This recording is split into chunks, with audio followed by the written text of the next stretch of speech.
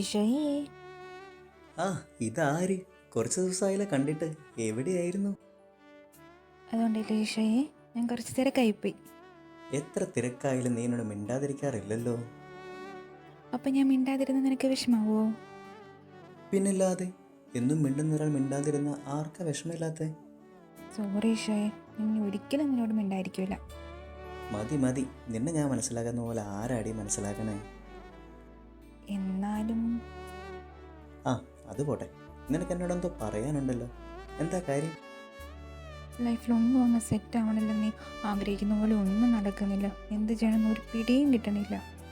ഇതിനാണോ നീ ഇങ്ങനെ ഷോക്ക് അടിച്ചിരിക്കണേ? ഞാനൊന്ന് ഇമോഷണലായി വരുമായിരുന്നു. ആ ഫ്ലോ എങ്ങോ പോയി. എല്ലാത്തിനും ഒരു സമയമുണ്ട് ദാസ എന്ന് പണ്ടാരോ പറഞ്ഞിട്ടില്ലേ കുഞ്ഞിപ്പെണ്ണേ? വന്ന് നീ റോള് തുടങ്ങിയോ? ഇപ്പോഴത്തെ പിള്ളേരുടെ മുമ്പിൽ പിടിച്ചു നിൽക്കാൻ ഇതൊക്കെ അറിഞ്ഞിരിക്കണ്ടേ? ഞാൻ പറഞ്ഞു വന്നത് എന്താണെന്ന് വെച്ചാൽ, നീ ഭാവിയെക്കുറിച്ച് ഓർത്ത് ഒരുപാട് ടെൻഷൻ അടിച്ചുള്ള സന്തോഷം കളയണ്ട.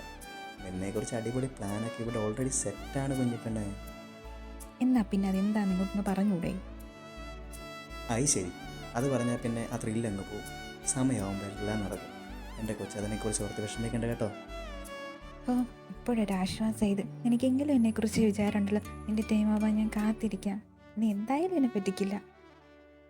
നല്ല കുട്ടി, നിൻ്റെ വിഷമം മാറിയില്ലേ ഇപ്പോൾ? മാറി ശുഭേ. നീ ഇങ്ങനെ കട്ടയ്ക്ക് കൂടുതലപ്പോൾ ഞാൻ എന്തിനാ വിഷമിക്കണേ? അതാണ്, ദാറ്റ്സ് മൈ ഗേൾ.